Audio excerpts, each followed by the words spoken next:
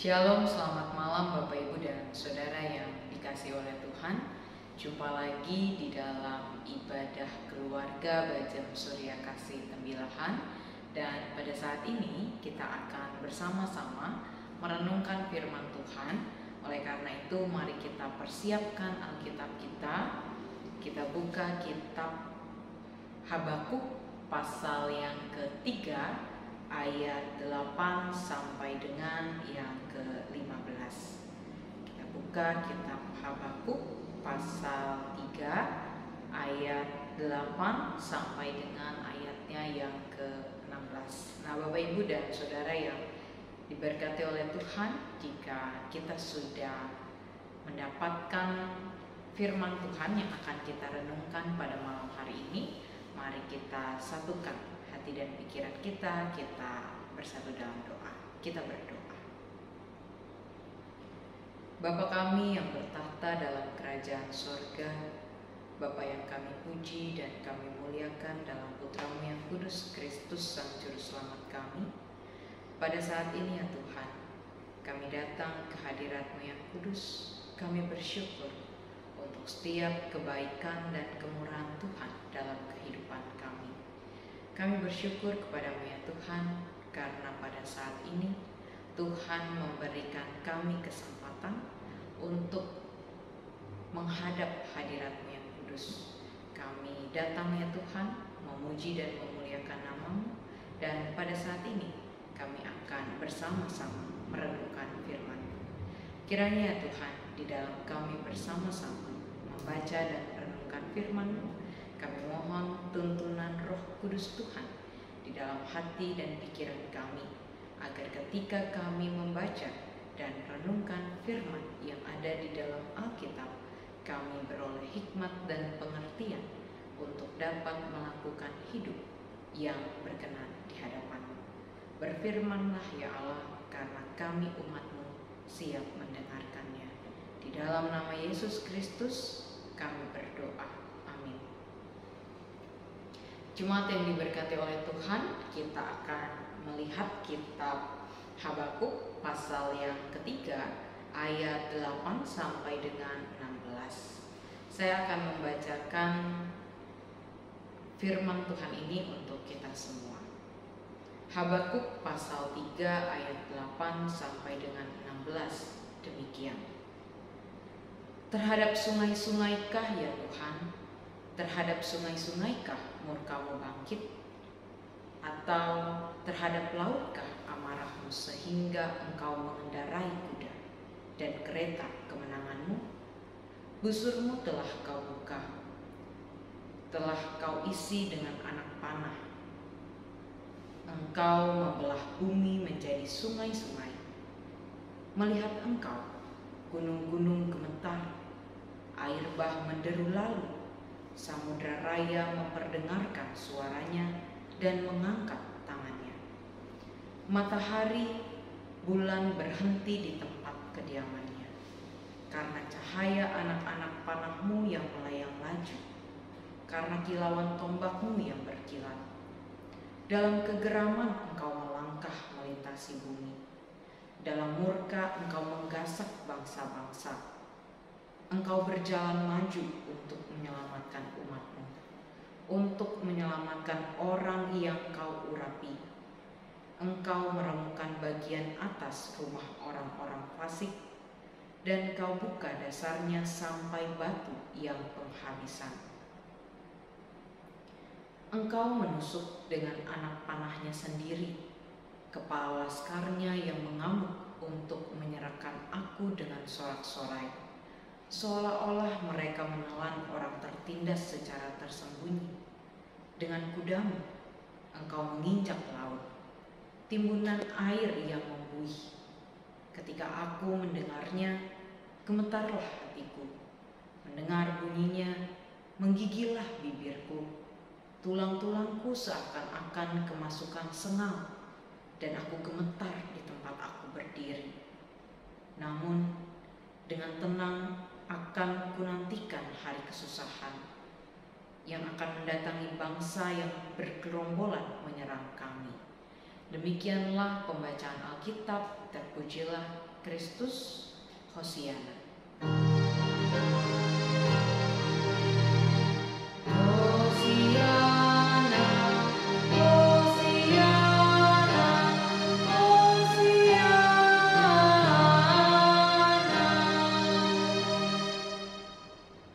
Bapak, Ibu, dan Saudara yang diberkati oleh Tuhan, Shalom. Kita bersyukur karena pada saat ini kita dapat kembali menghadap hadirat Tuhan yang kudus. Kita beribadah di rumah kita masing-masing.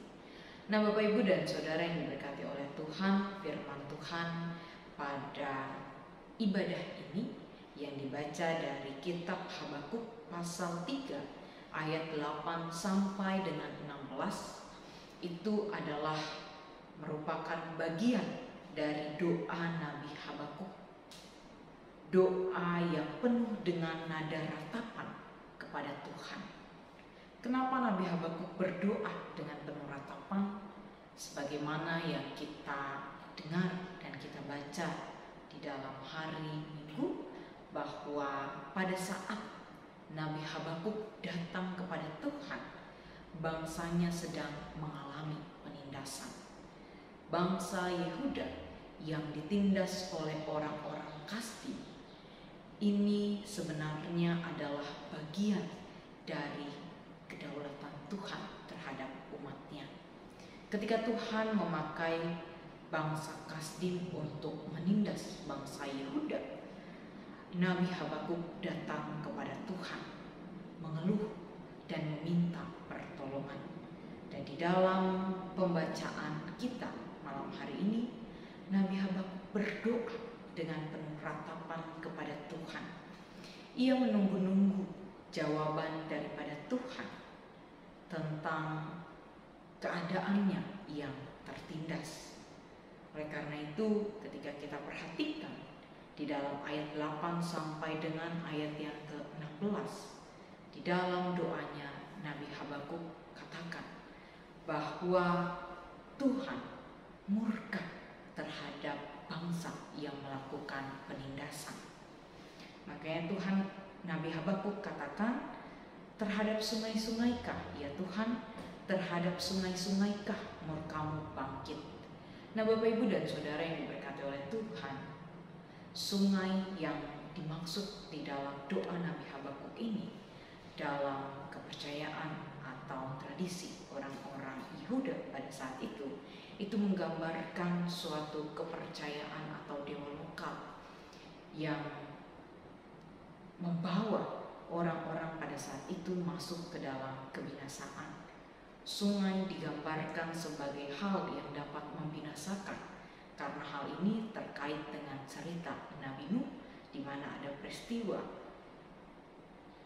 air bah, di mana Tuhan memakai air untuk membinasakan manusia. Oleh karena itu, Nabi Habakuk katakan, terhadap sungai-sungaikah murkamu bangkit? Terhadap kebinasaankah murkamu bangkit ya Tuhan? Dan kita lihat di dalam ayat-ayat berikutnya, Nabi Habakuk katakan bahwa ketika murka Tuhan bangkit, maka Tuhan akan memperlihatkan kebesarannya melalui alam ciptaannya. Ada gunung-gunung yang gemetar, air bah yang menderu lalu, dan kemudian kita lihat matahari bulan berhenti di tempat kediamannya. Bapak, Ibu, dan Saudara yang diberkati oleh Tuhan, dalam firman ini jelas mau digambarkan bahwa ketika Tuhan murka terhadap kejahatan atau kebinasaan, maka seluruh jagat raya, seluruh alam itu akan memperlihatkan tanda-tanda murka Tuhan. Oleh karena itu, Bapak, Ibu, dan Saudara yang diberkati oleh Tuhan, sebagai orang beriman, kita hidup di tengah-tengah dunia ini, kita hidup bergantung dengan alam. Oleh karena itu, sebagai orang beriman, ketika kita melihat alam ciptaan Tuhan menjadi rusak, menjadi gemetar, banyak bencana alam, maka pada saat itu kita perlu melihat ke dalam diri kita, kita mengintrospeksi diri kita. Apa yang kira-kira hendak Tuhan nyatakan melalui keadaan yang kita rasakan. Di dalam doa Nabi Habakuk jelas bahwa Tuhan murka terhadap orang-orang Kasdim yang melakukan berbagai-bagai penindasan, sehingga Tuhan mau membinasakan mereka semua. Tuhan memakai seluruh alam raya untuk membinasakan orang-orang yang jahat. Oleh karena itu Bapak, Ibu, dan Saudara yang diberkati oleh Tuhan, tema ibadah pada malam hari ini dikatakan Allah bertindak, bumi pun gemetar. Nah, sebagai orang beriman, Bapak, Ibu, dan Saudara yang diberkati oleh Tuhan, seringkali kita lihat ada bencana alam mungkin tiba-tiba terjadi. Lalu kemudian bencana alam bukan hanya 1 kali 2 kali terjadi, berulang-ulang kali terjadi. Dan ketika itu terjadi, sebagai orang beriman kita perlu kembali mempertanyakan kepada Tuhan, apa yang Tuhan maksudkan melalui peristiwa ini. Apakah Tuhan marah? Apakah Tuhan mau kita sebagai umatnya mengintrospeksi diri tentang apa yang kita lakukan di dalam kehidupan kita di tengah-tengah dunia ini? Tentu ketika segala sesuatunya terjadi dan menakutkan bagi kita, maka sebagai umat Tuhan kita perlu sadar dan kembali berintrospeksi diri. Kita perlu melihat apa yang hendak Tuhan mau dalam kehidupan ini, sehingga sebagai manusia, sebagai umat Tuhan, kita tidak salah jalan, kita tidak salah dalam bertindak. Itu juga yang disampaikan oleh Nabi Habakuk. Ketika Tuhan murka, bumi-bumi pun bergetar, maka ia mau memperingatkan kepada orang-orang Kasdim, begitu juga dengan bangsa Yehuda, agar mereka mengintrospeksi diri dan kembali berbalik kepada Tuhan. Ia mau memperingatkan bahwa ketika Tuhan murka, maka tidak ada yang selamat, maka semua orang akan binasa. Karena itu, sebagai umat Tuhan, sebagai alat Tuhan, baik orang Yehuda maupun orang Kasdim, mereka harus sadar tentang kebesaran kuasa Tuhan. Mereka tidak boleh menyombongkan dirinya, dan mereka pun tidak boleh hidup di dalam kejahatan, apalagi hidup yang membinasakan sesamanya. Kalau mereka hidup dengan kejahatan, dengan kesombongan, bahkan ingin membinasakan sesamanya, maka murka Tuhan akan datang kepada mereka melalui bumi dan alam raya di sekelilingnya. Oleh karena itu Bapak, Ibu, dan Saudara yang diberkati oleh Tuhan, melalui firman ini apa yang bisa kita refleksikan? Yang bisa kita refleksikan adalah kuasa Tuhan, kedaulatan Tuhan itu mutlak, tidak bisa diintervensi oleh manusia. Oleh karena itu sebagai manusia kita harus terus-menerus bergantung pada Tuhan. Kita tidak bisa mengintervensi kedaulatan Tuhan, apalagi menyombongkan diri kita menggugat Tuhan. Sebagai manusia kita harus menjadi manusia yang sadar bahwa sebagai ciptaan kita harus menjadi ciptaan yang taat dan tunduk kepada Tuhan.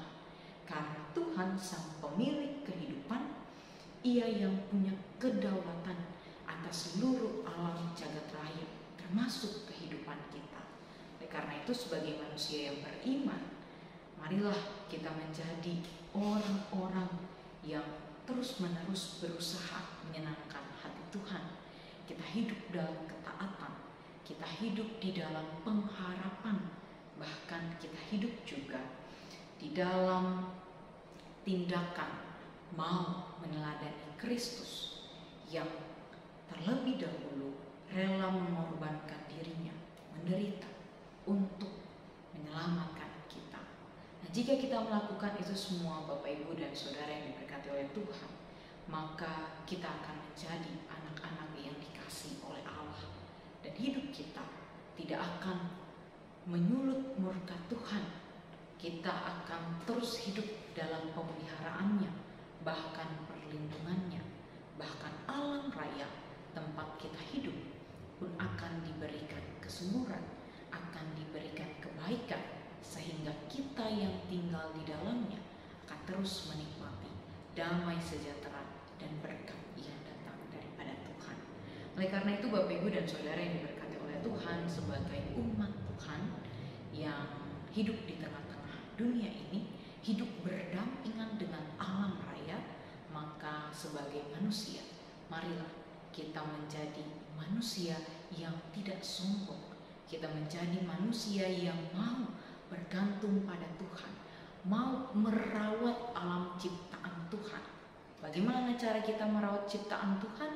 Dimulai dengan kita tidak membuang sampah sembarangan. Kita mulai menjaga apa yang Tuhan percayakan kepada kita, bukan membinasakan alam raya ciptaannya, tetapi kita menjaga, memelihara, dan mengelolanya dengan hikmat yang bijaksana.